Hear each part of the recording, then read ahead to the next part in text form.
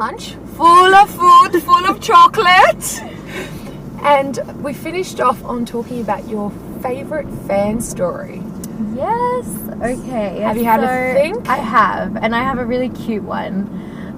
So it was back in 2013 when I had only really just started building a social media profile.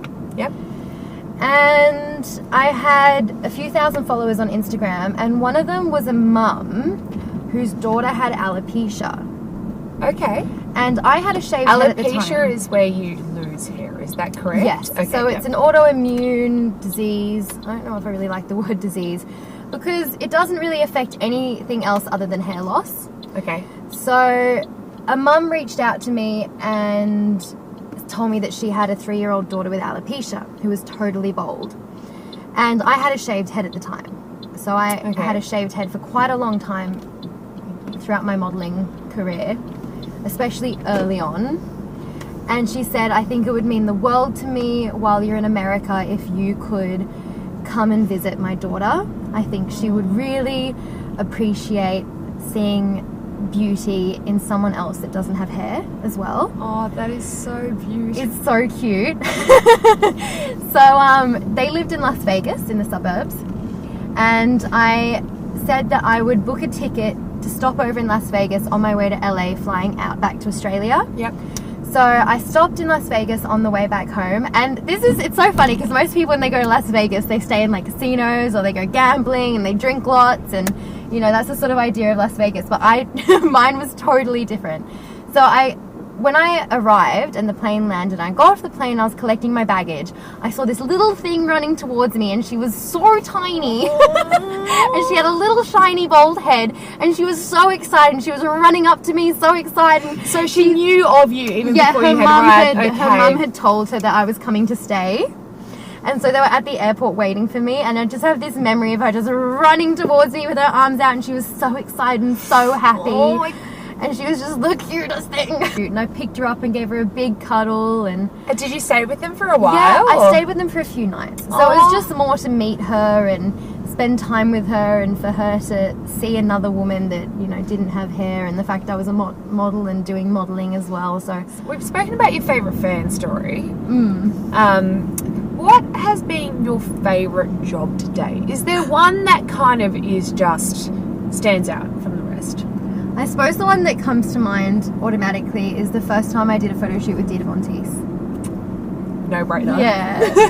Oh, just because she's so glamorous, and she's also so sexually expressive, and she just puts herself out there in ways that so many women haven't and wouldn't do. And she does it because that's who she is, and she's unashamed of it, and I find that so empowering. Like, even if you're a woman that doesn't want to necessarily do the same exact thing she's done, just you can take so much away from her as a person, like her unashamedness to do things, and her self-expression, and the fact she's so unapologetic about what she does. Just the fact that she's herself is inspiring, and I think when any woman is true to themselves, it just means so much. Even if you don't do exactly what they're doing, it's enough. But in regards to sexuality, because I consider, I guess from an exterior perspective, I would consider you quite a sexually open, you know, person that, you know, isn't afraid to show skin or delve into the world of sex and speak openly about that. How's your experience been matching that up to the modelling world and just life in general, like the perception of others around you? Because, you know, back in the day, you know, we're talking MySpace days, if you were showing as much skin as you are now on Instagram, or anyone would that be a no-no? That would have been a no-no. I never got on MySpace. Okay. Yeah. That would have, you would have been. I just missed it. I feel that, yeah, you know, it would have. It's not as socially acceptable. Yeah. As it is now. So, yeah, what's been your experience? Have you lost out on jobs? Have you, you had people bluntly just say, you know, you're XYZ? Yeah. What's sort of a mixed bag of all kinds of things. I have lost big modelling jobs and big opportunities. I have had people I know personally and online be quite negative about it, and like I said, I've lost jobs. But there's been a lot of positivity that's come out of it as well, and recognition. I think people like Dita Von Teese definitely appreciate the work I do. Yeah. I've had Amber Rose, Woman Crush Me, on Instagram, and I've just had people notice me As in for being me. the singer Amber Rose. Amber Rose, she's got a bald head. She's she's a sex activist I remember, as well. yes, her posing quite explicitly. Yeah. I remember so that she's bit going super viral. vocal about sex and sexuality, and she does a slut walk in LA, which is basically getting a whole group of people together to march down the streets for equal rights, and I suppose standing up for ourselves as women and how we choose to express ourselves. Okay. So she really says, you know, a woman should be able to express herself whether she's dressed or nude or whatever. And where's your stance on that? On a woman being able to express herself, whether she be nude, dressed, however it may be. Yeah, well, obviously I think anyone that's a bit familiar with my work would know that I'm super supportive of women and how they want to express themselves, whether that be in the nude or fully dressed. Okay. Or somewhere in between. I think a woman should be able to choose how she expresses herself. And if a woman can choose to completely cover up, and that's her choice, why can't a woman choose to take everything off and just be in her birthday suit? Which you spend a lot of time in. Which I spend a lot of time in. And it's Plus, my it's your birthday today. Hey, So I where's should the be in my birthday suit. I Guys, missed out. It's a strip show today. And I think there's such a nice sort of innocent thing about being naked. And a lot of people equate nudity with sexuality and sex. And the thing is, they only rarely overlap. And the naked body isn't something that should only be seen as related to sexuality or sex. Okay. Everyone has a naked body.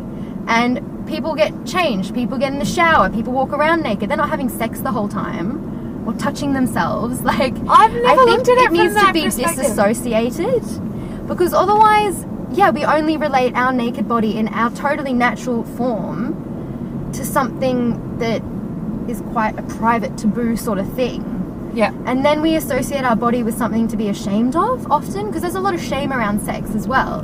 But I think the naked body is just, it should be loved. And I think if we were taught to do that more, there'd be so fewer body image issues. Because girls would be able to stand in front of the mirror and they'd be able to say, hey, I look fucking hot as I am, in their most vulnerable state.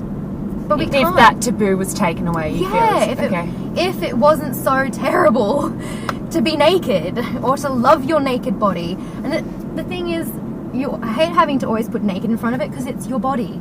That is your body. Putting clothes on it doesn't make it a different body. Like, What's next for you? How far are you wanting to take this, Stefania? okay, I guess, how far am I wanting to take it? Like, I think have a Naming book lights? turned into a series or a movie, because I'm writing something at the moment and it's based on my personal experiences and my life and things that I suppose no one would really know about. And a lot of people have judgments from the outside, and they really don't know my story. And we have touched on it today, but there's just so much to it. And I want to just write a compelling book that all ages can read and relate to, even youngsters and teenagers. and you're currently in the process of doing that. Mm-hmm. Yeah. And I would love if something like that got turned into a motion picture of some sort. That would be amazing. A goal. So do you set goals? Like, Not really. I'm you just like, oh, that would be nice, and this would be really nice, but I don't want to promise myself that I will achieve certain things, because it can be quite upsetting when you don't get what you're really after. But when you don't get what you're really after, there's something around the corner waiting for you that you didn't even expect. So even if it doesn't get turned into a motion picture, who knows? Like, maybe the book will lead to something else in my life, and yeah. I'll be at the book signing then. Please. Do. Please. I also, so we're about to wrap up officially for the day. I have a very quick questionnaire for you. Okay? Are you ready for this? Yes. Yeah, a questionnaire out. Wait, is it multiple questions? It or is just multiple one, or- questions. Okay. Multiple choice? This is actually, it's questions, but you've just got to answer them very quickly. Okay? You don't have time. Okay. What is your biggest strength? 10, 9, 8. Oh my god! Oh my god! What comes to mind first? My biggest strength? Yeah. My titties. Oh, dude, I do not know. There's so many things. But these babies come to mind. I don't know. I love that. What's your biggest weakness? Oh, fuck. Oh, my God. The fact I overthink things. There you go. She said that pretty quickly, though. Yeah, considering. What's your favourite colour? Oh, pink. Okay. Sweet or savoury? What? Sweet or savoury? Oh, sweet. What's your favourite food then? Ooh, chocolate. Ooh, chocolate. No, there's so many things. 80s or 90s? 80s. Oh my god, I everything didn't even 80s. need to say Oh. this. Look at that I was hairstyle. born in the wrong era. A habit that you're trying to change. Oh, how much I go on my phone. Good one. Who was your idol growing up? I have a few. Okay, go. Madonna, Billy Idol, The Boss, Bruce Springsteen, fucking hell, Genesis, the band, just all these 80s pop stars. Okay, they were your idols growing up. Yeah. And to finish up, if you could sit Pressure. across from 16-year-old Stefania, Ooh, yeah. what would you say to her right now? I would say, do what your gut tells you, don't give up, and don't get disheartened, and whatever life throws at you, know that you can make it work. What a wonderful way to finish. What a wonderful way to finish. We are done, ladies and gentlemen. 2 questions. Do you want to say goodbye to your fans? Bye everyone, thank you so much for watching, means a lot, and thank you so much for having me. It's an absolute And pleasure. on my birthday you've made it extra special. Yay! Thank you. Thanks for I love coming you. on. I love My you pleasure. too. Ooh. Bye guys!